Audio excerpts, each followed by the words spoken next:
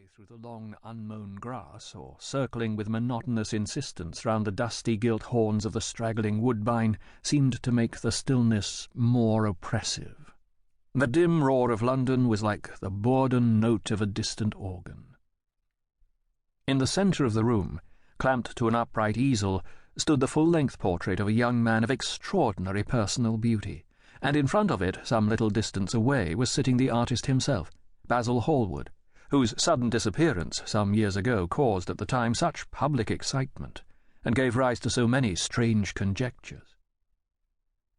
As the painter looked at the gracious and comely form he had so skilfully mirrored in his art, a smile of pleasure passed across his face and seemed about to linger there.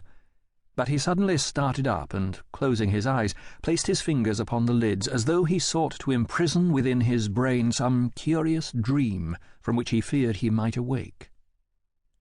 "It is your best work, Basil. The best thing you've ever done," said Lord Henry languidly. "You must certainly send it next year to the Grosvenor. The Academy is too large and too vulgar. Whenever I have gone there have been either so many people that I have not been able to see the pictures, which was dreadful, or so many pictures that I have not been able to see the people, which was worse. The Grosvenor is really the only place." "I don't think I shall send it anywhere," he answered, tossing his head back in that odd way that used to make his friends laugh at him at Oxford. "No, I won't send it anywhere." Lord Henry elevated his eyebrows and looked at him in amazement through the thin blue wreaths of smoke that curled up in such fanciful whirls from his heavy opium-tainted cigarette. "Not send it anywhere? My dear fellow, why?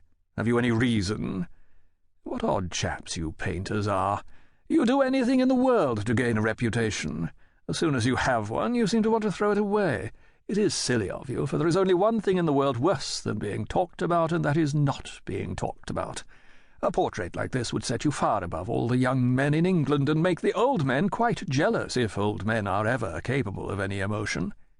"I know you will laugh at me," he replied, "but I really can't exhibit it.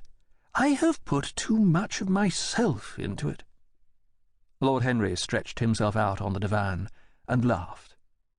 "Yes, I knew you would. But it is quite true, all the same." "Too much of yourself in it? Upon my word, Basil, I didn't know you were so vain. I really can't see any resemblance between you, with your rugged, strong face and your coal-black hair, and this young Adonis, who looks as if he was made out of ivory and rose-leaves. Why, my dear Basil, he is a Narcissus, and you— well, of course you have an intellectual expression and all that.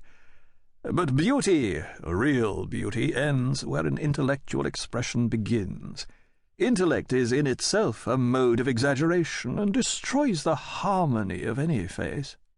The moment one sits down to think, one becomes all nose, or all forehead, or something horrid. Look at the successful men in any of the learned professions. How perfectly hideous they are! Except, of course, in the church. But then in the church they don't think. A bishop keeps on saying at the age of 80 what he was told to say when he was a boy of 18, and as a natural consequence he always looks absolutely delightful. Your mysterious young friend, whose name you have never told me, but whose picture really fascinates me, never thinks. I feel quite sure of that. He is some brainless, beautiful creature who should be always here in winter when we have no flowers to look at, and always here in summer when we want something to chill our intelligence. Don't flatter yourself, Basil. You are not in the least like him." "You don't understand me, Harry," answered the artist. "Of course I am not like him. I know that perfectly well. Indeed, I shall be sorry to look like him." You shrug your shoulders?